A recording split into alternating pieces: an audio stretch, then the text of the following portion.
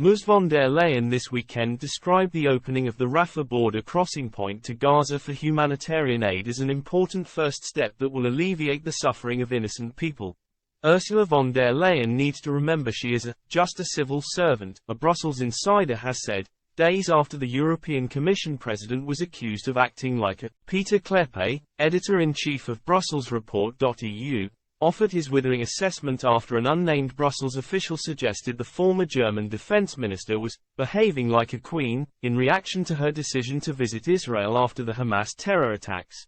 Writing for Express, Mr. Kleppe, who headed up the Brussels office of award-winning British EU affairs policy think tank Open Europe for 12 years, said, with the new outbreak of conflict between Israel and Hamas, European Commission President von der Leyen seems to have abandoned all concern for whatever EU member states may think about. In the first days after the terrible Hamas terror raid on Israel, she went all in, supporting Israel.